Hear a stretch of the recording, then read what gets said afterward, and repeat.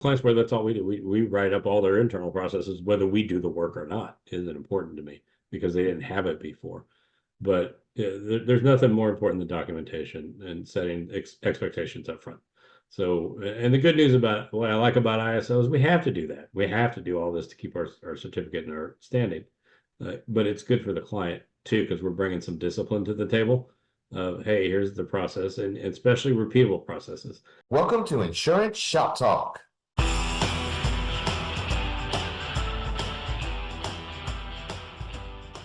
This is the podcast where the world of commercial insurance gets a little closer to home. I'm your host, Eric Stein, and in every episode, we're taking a deep dive into the insurance industry.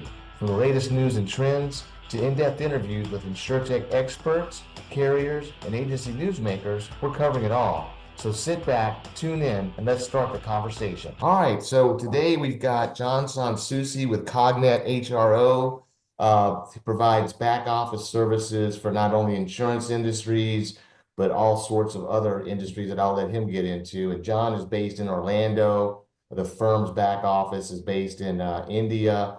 I happen to use John. John, thanks for being on first. Oh, thank you for having me, Eric. Appreciate it. Yeah, I happen to use John at our agency and currently and in the past. And it takes us to a whole different level of being able to have the confidence to be able to offer clients and our internal teams the support so they can pretty much get anything done quickly anytime with a moment's notice. I don't want to steal John's thunder, but man, you really helped our agency grow, as you know, because I hardly had any US people. It was all Cognet folks, you know. Yeah, and I love that. You can do that again whenever you want to, of course. Definitely.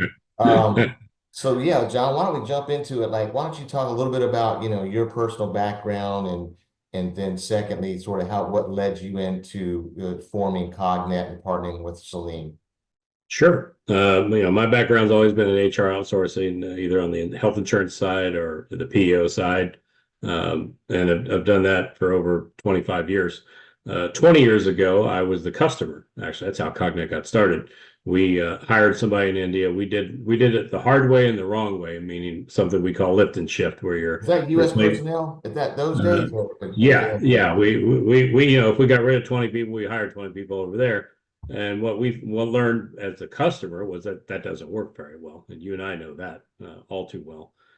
So one fine day we sold the company. They didn't want the offshore folks. We had trained them for 5 years, so we said, hey, I'm gonna raise some friends and family money. We're gonna keep our top 15 people. I'll be honest with you, 12 of them are still with us 18 years later. So we started that as a family business, doing PEO deals with people I know. And then now we've kind of messed around and made the 5,000 and grown it quite a bit, and we continue to grow it. But the one thing we do, we stick to our lane, and I've said it a million times. My people are tired of hearing me say it.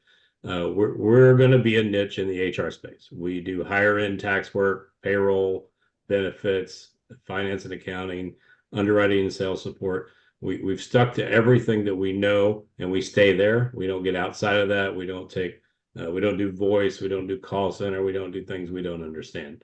The goal has always been to keep right in that lane and make sure we service the industry that I spent my time in. And as you know, I was a CFO at a couple places as well, so that's my background. I think I recovered, so now I think I've gotten over the finance and accounting part of this. I remember having a job for a guy. He said, I hate being CFO. And I was looking at him as a 30-year-old guy going, you're crazy, man. That's the best job in the world. No, he was right. So now I'd have to say I have the best job in the world. I'm doing what I love to do with the folks I love to do it with, helping companies grow, more on the win-win side where we help them scale, just like you did, Eric. You picked a day and said, okay, I got 20 folks that are high level here. I need all the transactional stuff done someplace else, and I need to grow it all outsourced or offshore. That's how you win in this equation.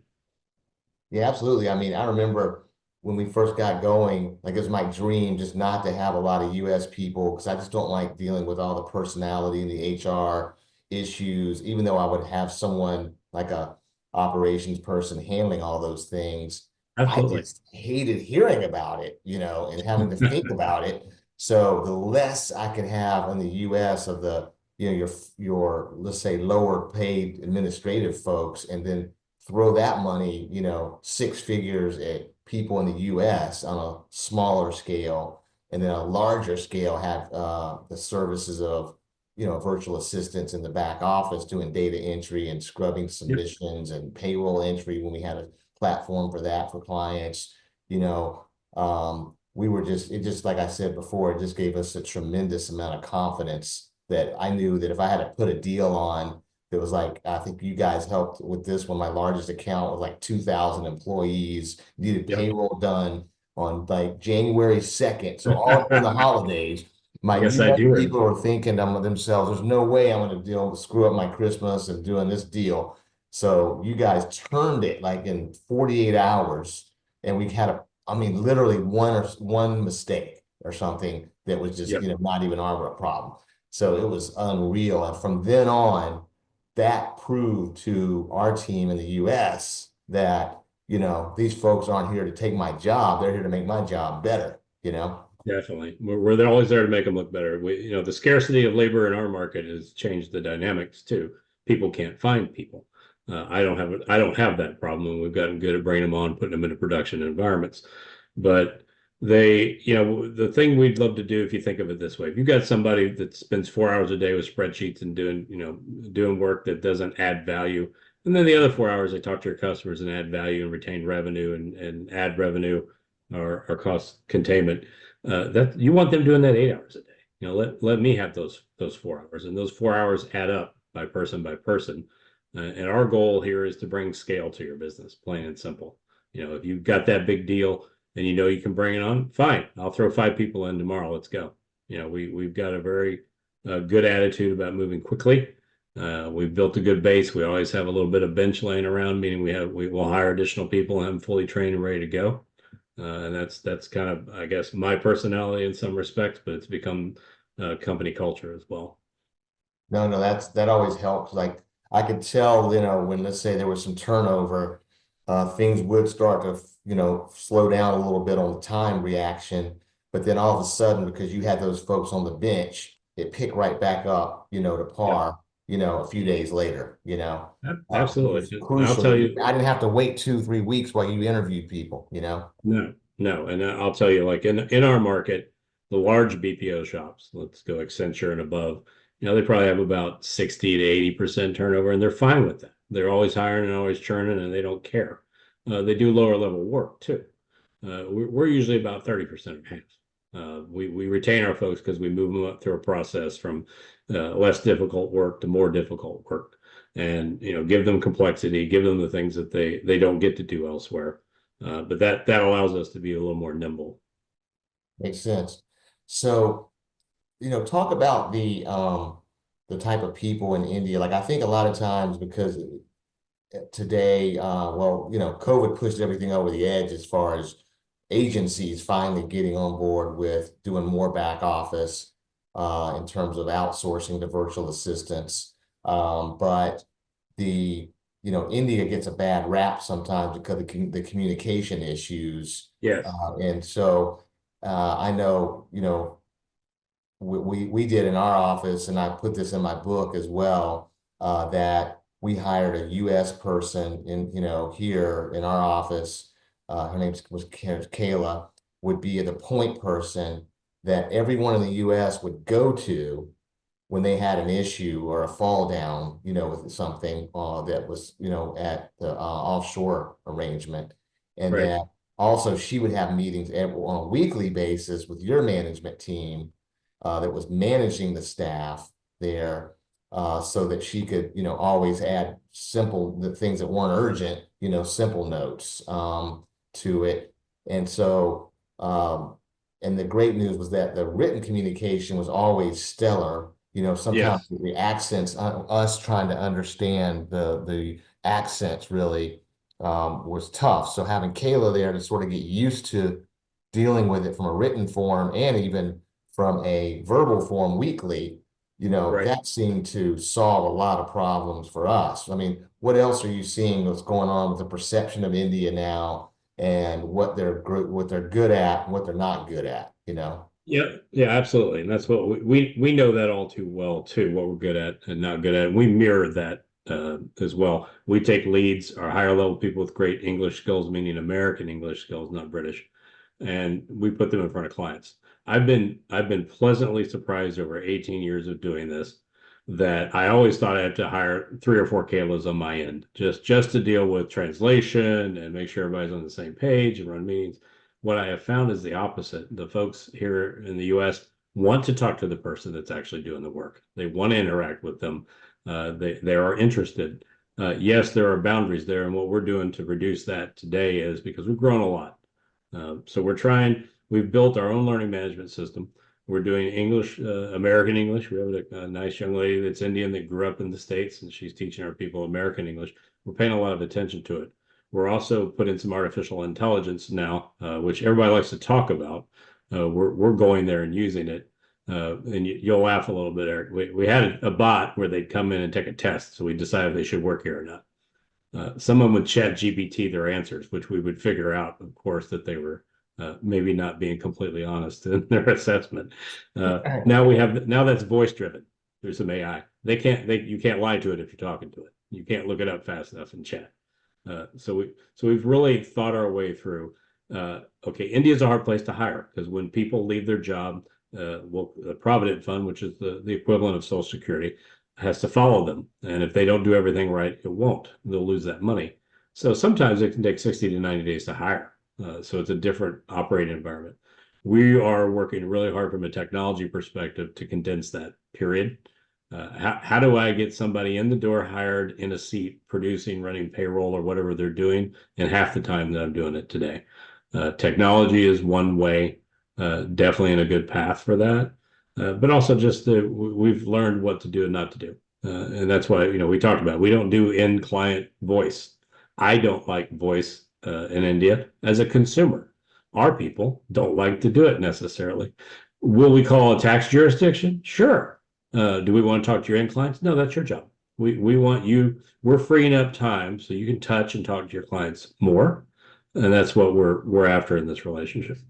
Yeah, what I love too is the head talent they have there in terms of like you have in accounting, PhDs and Yes. software engineer types, that are, it would have cost me, what, $250,000 to hire that person here, and Mhm. I could get it for a, pittance from of that number with Yep, you guys, absolutely. the cost We of hire college grads all the way across, a lot of them have master's degree. They may not even relate to what we're doing. They don't care. They're smart. The market we're in today, we're going to move into another city as well. Chennai is very accounting and engineering based schools.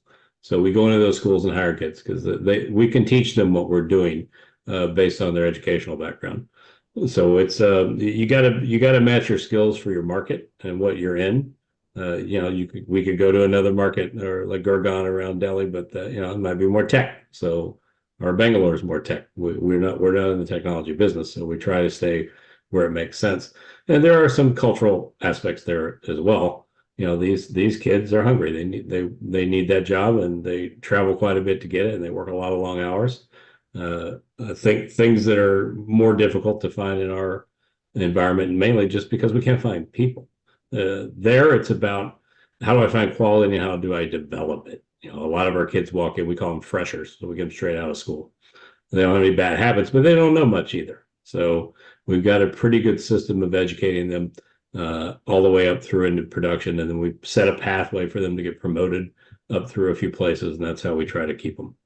Yeah, because they're interested in that promotion piece. That is what motivates them, right? Yeah, I never thought I'd say it to a young kid. Hey, buddy, I'll put you in payroll tax one day because that's unbelievably exciting. You can't wait to get over there. And as a guy who used to have a stack of tax returns on my desk once a year, no. If I can sell that, I'm doing it right. And then the having Salim there, your partner, who is from India Yes, originally, and helping to be the eyes and ears and I guess handles most of the operational side, right? Is that how you guys right. divide it? Absolutely. I'm gonna tell you if you believe it's easy to get into India, you are vastly mistaken. It may take you 9 to 12 months just to incorporate. The way India is set up is very bureaucratic. You got to know your way around, and the most critical thing you got to have is a partner there in market who's from there that you trust. As an owner, they got to own, and he does. That is an enormous thing. I talked to somebody this week who's like, "Hey, I got some guys who are gonna get me in the Philippines and a bunch of people." I go, question number one for you: do they work for you, or are they just some guys sitting around their house? You've got to be very cautious about the environment you're entering in. It's got to be a direct contract with the company who actually employs the people, trains them, manages them, houses them. Takes from A to Z on that. You got to be cautious about that, because one thing you will find in the Indian market too, and I love it because I know it's coming. The word no does not exist. So when you talk to a vendor or somebody in India, hey, could you guys, we want you to do this. This is really complex to do this. You know this. The answer is sure. And then they hang up the phone and go, how the hell are we going to do that? But they will usually figure it out. But as a consumer from our side, because I've been one, you gotta meter that and remember that, keep that in the back of your I mind. know. I remember when Kayla was telling me the stories on training some of the team. They wouldn't say no. And she's like, "Hey, No, they won't. we want you to say you can't do it, so we know you don't. You need training, and I'll put together, a whole process along with the Cognet management team, so it can be trained, right? So don't worry." She had to just continually say that over and over again because, like you said, it's culturally in their head. You do not say no in business. I completely am enthralled and interested in the cultural differences, because Americans, we have to admit it, we're very curt, quick, fast. Yes, no, okay, let's do that. That's not going to work there. So as a customer on our side, you got to know that. You got every once in a while. I'll admit it with my own management team. I'll put it on pause because this is going to be a pretty long discussion, and I don't have the bandwidth for that a lot. They'll be more loquacious than we are, but that once you figure that out and how to navigate that works. And what we do, and I'll tell you, the thing that's different about Cognitive is you got Jeff and me. We've ran POs, ASOs, payroll companies. We've been all through all these industries. We've been you. Accounting Yeah, side. we've been you. So if you have a problem, I had a new client today we're going to do some tax work for, and that's what she asked about. And I said, well, first we'll start, as I call it, with a right hand layup. We're going to pick something easy so that it's successful, because then that spreads under your staff. Your staff gets excited and says, wow, that worked really good. Well, of course, I picked something that was easy. I'm not stupid in that respect. But I also know that it'll infect the organization on the other end, because they'll see something work really well and be very excited about it. And your folks were always that way. They were always like, man, this makes me look good. Let's do some more of this. So it does depend on the folks on the client side too. They have to be the right type to say, okay, great, I can get rid of this stuff I don't want to do anymore, and I can have somebody make me look really good, and I can go do something that adds a lot of value and get promoted. Yeah, and only on the that person has to have a fair amount of confidence, because if they're worried that this offshore person or people are going to take their job, Yep. they're more hesitant to give up whatever they're doing to show that they're valuable. So that Mhm. was a big, learning curve for us. And people were freaked out, when we first started just continuing to push more and more seats over to India. Right.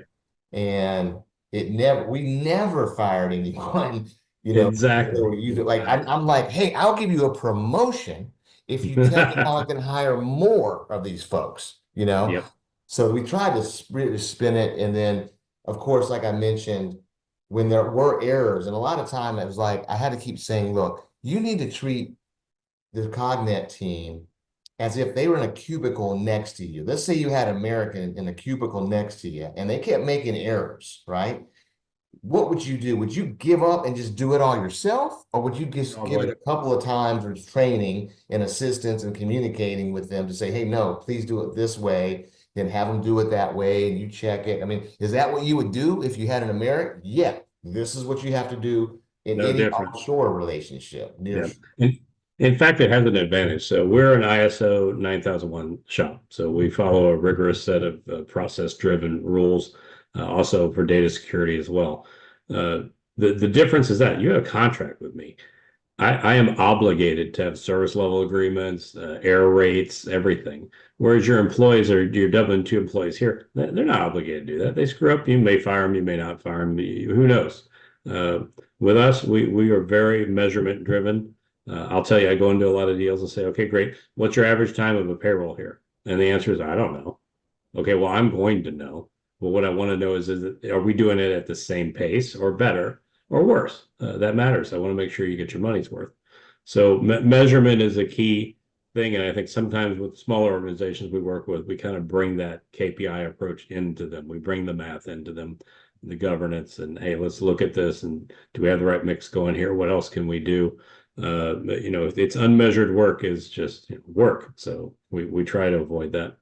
Yeah, I mean, yeah, I never had the kind of reports before until we engaged you guys about measurement, that Mike Yeah. and I would review and look at and know kind of what, that would also help us know when it's, and you guide us on, okay, look, you're maxing this thing out, you've grown, Yep. the submissions in my case, and so you need more seats, in that piece of screening the court applications, the loss data, and so on. Going back to implementation, like I know a lot of folks that, in the agency side, again, are still thinking about doing this if they haven't already. And some are using firms that only specialize in insurance. Some are going to use folks like you who have a broader background. Implementing, talk about how easy it is to get started and like, how many seats do you have to order to get started? Like what's the process you like to find that works? Well, I always like 100. That's always good. But let's be realistic. Well, we like to service the middle and small market as well. That's our bread and butter and who we are. Yeah, we have done this so much that we have a process. I actually have a team, Sathya, she runs the implementation team for new clients. We've got that, we wanted to not be the banker that doesn't balance his checkbook. So we need to take our ISO approach to ourselves, which we do. So bringing on a client, we have brought on clients. I'm not kidding now. If in my preference is always give me 90 days to write an SOW, to do a standard operating procedure, an SOP. Let's parallel it. Let's check it. Make sure you don't have errors. Get the people up. You give me 90 days, it'll be perfect. You'll have hardly any errors. I've had people want it in 2 weeks. So our answer is, of course, we'll do that if we believe it's staffed right. And that's why we keep extra staff around. We had one payroll group come on. Literally, they didn't have enough human beings to run payroll like this next week. They had lost too many people.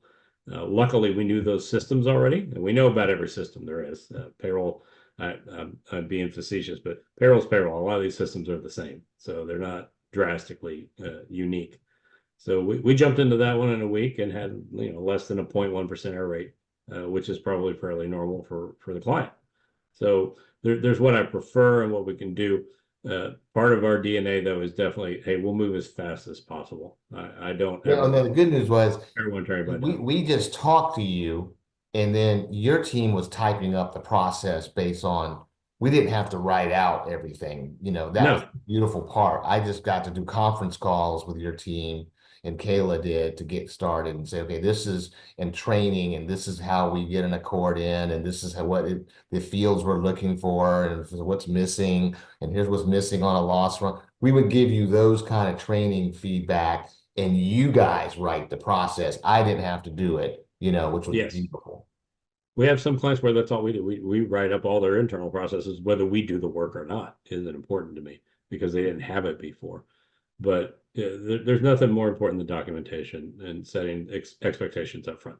So, and the good news about what I like about ISO is we have to do that. We have to do all this to keep our certificate and our standing.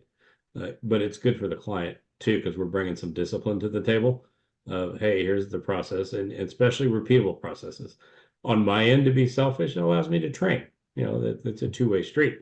But it's the biggest, most important part is first impression. So Yeah, getting somebody in. and of course you keep updating it and revising as you Absolutely. figure out all these errors that okay, okay, we missed this section of the accord that we forgot to tell you that. Obviously, we find that out because it didn't get done, but we didn't tell you it needed to be done because you're going to literally follow it to the letter of your process.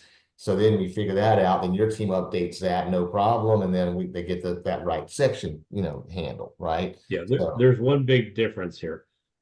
My kids in India, and this is cultural too. If they make a mistake, it's deeply personal. They might jump off a bridge or something. They will hunt that down and figure out how it happened. That whether it's their fault, training, it's either training, human error. Let's go down the list of all the reasons. We keep a what's called a kappa log when there's an error made, and we figure out a root cause analysis. Why did that error happen? And a lot of my clients, that's a new process for them. I'll tell you, as being an old CFO, yeah, my AP people hid stuff in their desk, so I go on the weekends and try to find it. Our folks put their hand up and say, "Wow, I screwed up. Let's get on this and figure out what to do." With the biggest thing being, how do we make sure it doesn't happen again? hey everybody, it's Eric. I just want to pop in for a quick announcement. Exciting news. I just launched my new book on Amazon. It's called The Blueprint: An Insurance Agency's Unconventional Rise to the Top. And it goes through a little bit about how I built the agency Insured Solutions since 2009 to today. And the blueprint in terms of how I actually did it with the tech stack, the offshore, nearshore talent, and digital marketing techniques that I use. So pick up a copy today on Amazon. Thanks, guys. And also another thing I like about your approach there in India compared to, let's say, some other approaches that are more near shore, like in Latin America, would be that, you,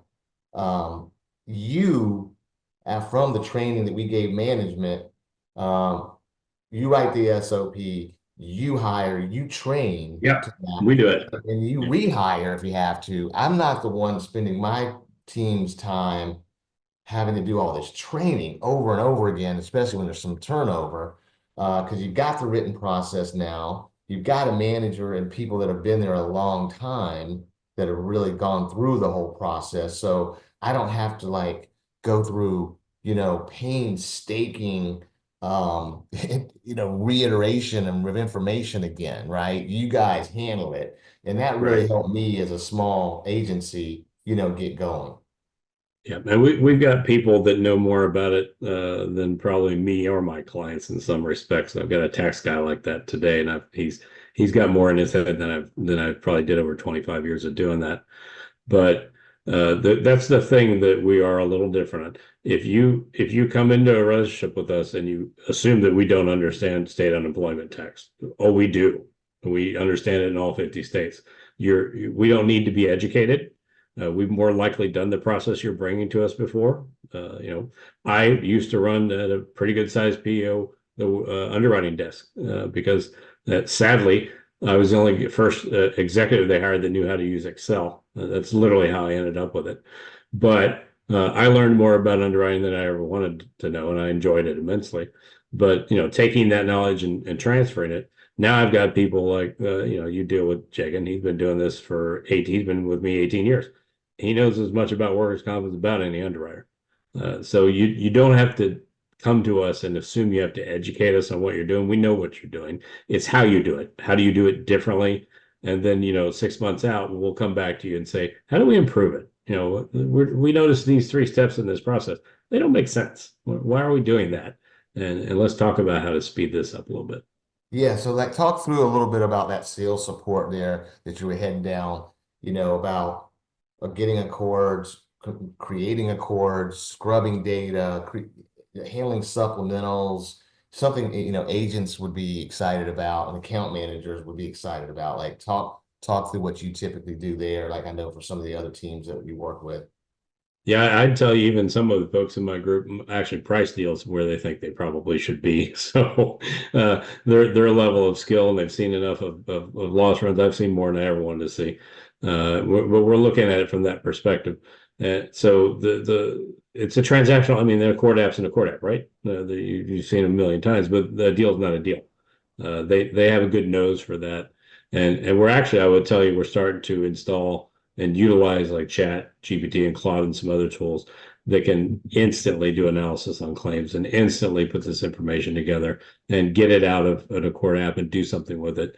trying to find a way to make the whole process quicker for the agent and quicker for PO or whoever it is. But this is a process that you're going to see over the next 5 years evolve immensely with the advent of artificial intelligence, some of the tools around it. But that's the art and the science. The math is simple. The underwriting decision is not. That's where the art comes in. So our folks want to make sure we provide enough breadth of information for both the broker, the agent, or the underwriter to look at it and make a good decision. Yeah, so like I know, we obviously use you to scrub the apps, enter it to our CRM, and then even took it as far as saying after giving you underwriting data from some of the carriers, which are a lot of them unfortunately are keep things close to the vest for some, because they don't want to miss anything, but they won't tell you where the target is, what they're looking for sometimes. Makes it, Yeah. insanely difficult. But you would then come in and say, it's a fit for these carriers, not a fit for these carriers. Right. My underwriting / account managers could review that and say, oh, they're right, no, they're not right, and then retrain on that. But it really saved a ton of time because of all that. My underwriting team wasn't data entry and my sales team, when it was missing stuff, would know here's what's missing, go back to the client, get that. It just saves so much time back and forth. Yeah, that's a great example. We're talking about communication. We're unafraid to send, another broker emails to say, hey, I'm missing this stuff. Can I get it? That's easy to do. Are we going to call them? No. But the skills that have been developed there over all these years is equal to that. They know what a deal should be, what it should look like, whether it shouldn't look like that. We've done a good job of keeping that group together and being able to support that. And as you know, it's speed to market. The one thing that PEOs had an advantage of is they can make a quick underwriting decision. You and I both know if I go open market straight to a carrier, it might be a little bit. It's not going flying back out of there. And if there's another broker or agent in there at the same time with another carrier, he who gets there first wins. So one of the things we've tried to do is really speed this process up. Yeah, like for those agents that don't know, like because of our background on the PEO side, also and insurance, is that a PEO, the way their policy is written for the workers' comp as an example, they're on the hook for between, let's say, $500,000 per claim up to $2 or $3 million per claim, depending on their financial strength and backgrounds.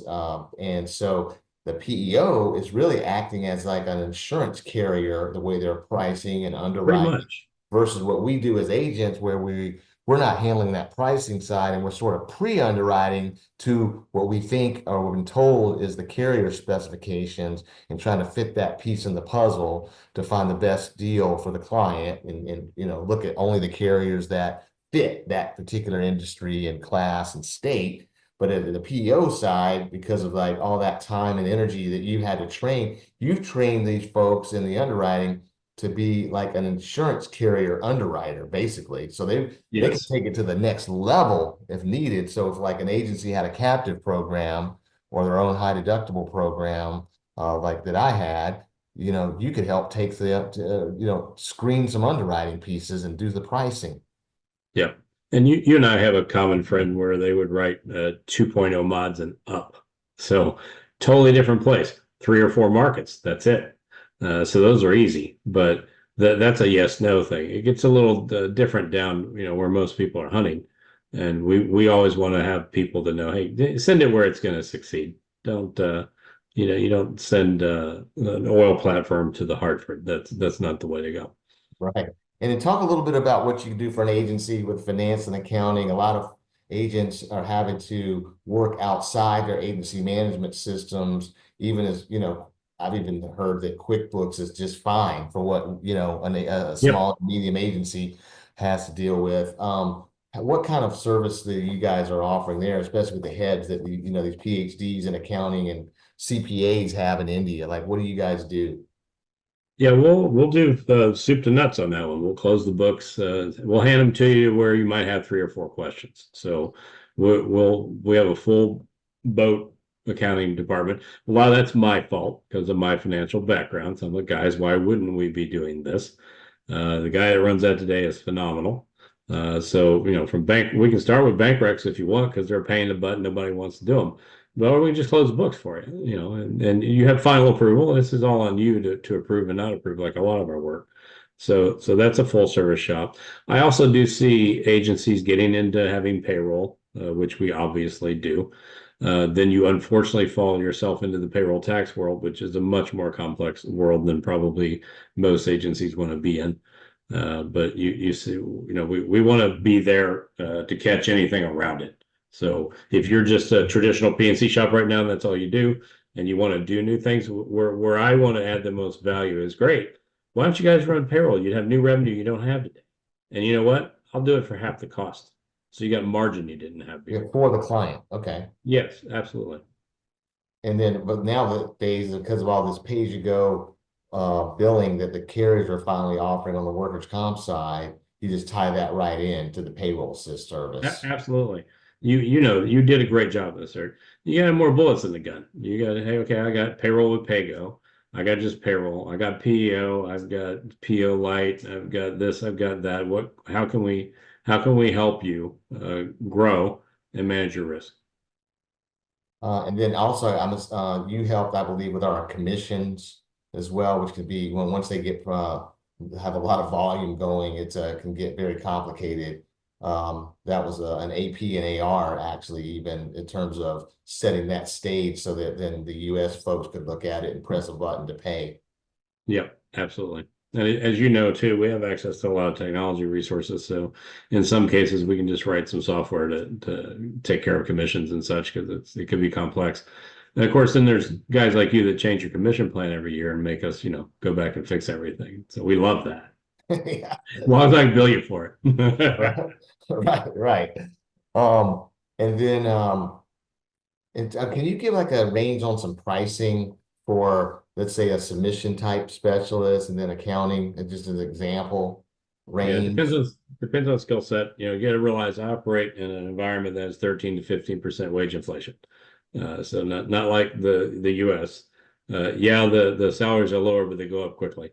So we typically will price deals based on complexity. That's what we look at. What kind of person do I have to hire? How educated are they? How experienced? Am I looking for a kid out of school or a 10-year person? Those cost differently. I would tell you that ranges today, depending on complexity of what we're doing, from 1,800 to probably about 2,400 a month. But given that in the US you're paying, somebody with less education and 60, 70, 80 grand, that math works out pretty good. Okay, so 1,800 to 2,400 a month, depending, and then that is for what, a 40-hour work week? Yes, and we only do named people in a seat. Here is the person you're dealing with. They are yours. You're paying for it, and that's why we've always done governance. You and I did a good job of it. I want you to get what you're paying for. I'll equally add 3 seats when I need to because we're getting busier. And if I spot somewhere where we're not busy, I'll take a seat away. I want you to always feel comfortable that you're getting what you pay for.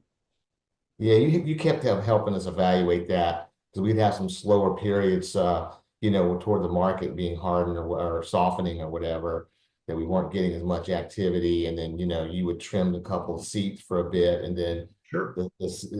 just like in the insurance world, it always turns around.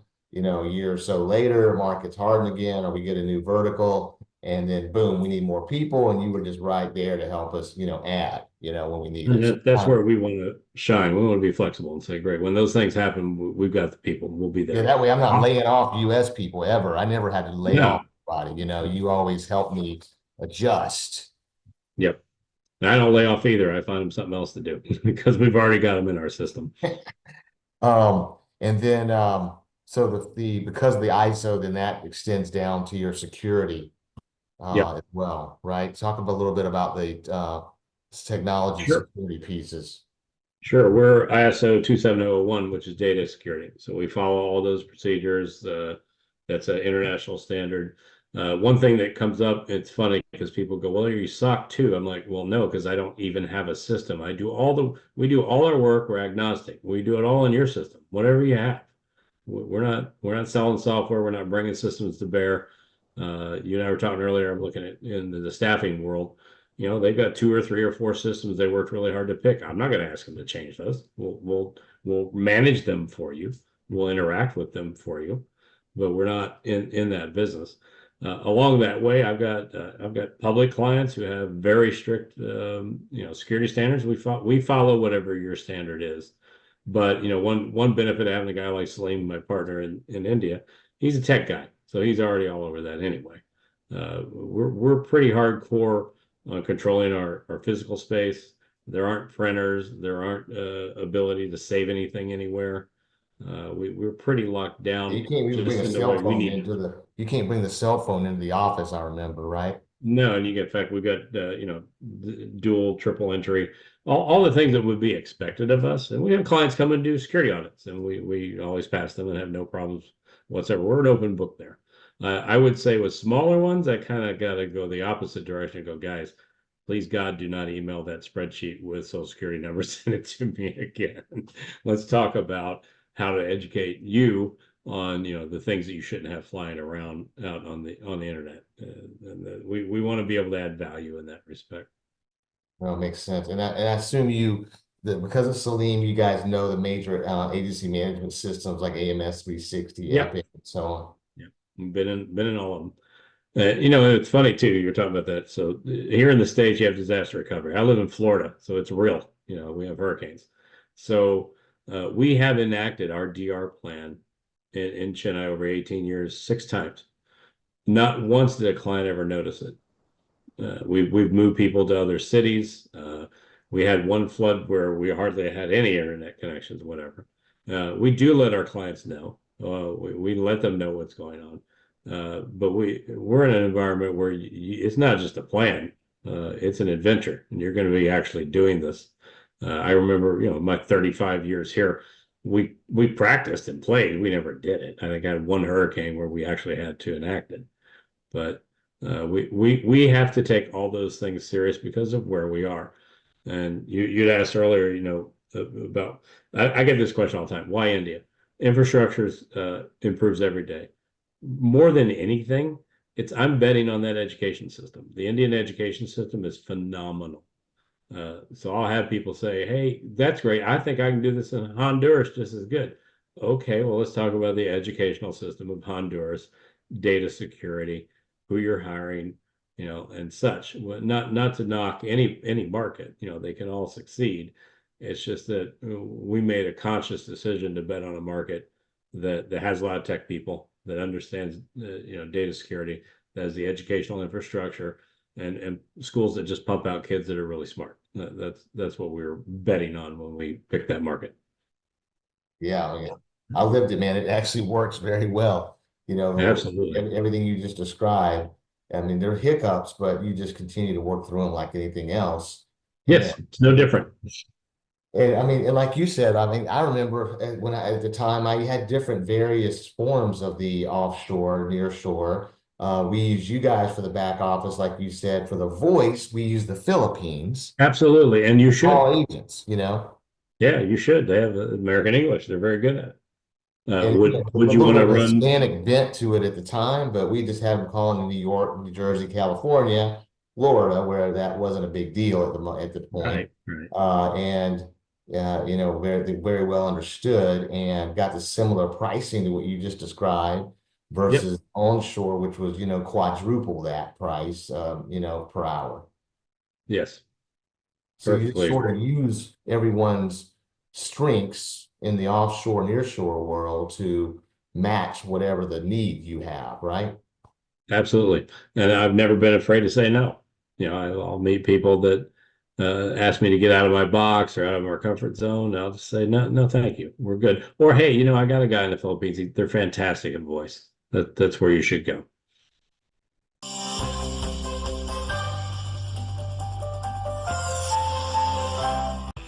P&C agents, have you run into Byberg, which is a Berkshire Hathaway company quoting workers' comp for either your prospects or clients? Well, great news. Insured Solutions, a national MGA, has an appointment that is set up to allow you to quote, bind, and service Byberg at your agency. And the coverage is in all states. It's A-rated. Startups are even accepted. There's $125,000 maximum premium. And some of the tough industries they write are construction, transportation, that includes towing and parcel delivery, manufacturing, security guards that are armed and unarmed, mold remediation, and many more. So go to our website at insuredsolutions.net, click the Get Appointed link. We'll get you logins for you and your team, and can set up a webinar for training if you'd like. Also, feel free to email info@insuredsolutions.net, and I can handle the submission myself, or call 770-402-5343. Be glad to speak to you and give you more detail. Thanks.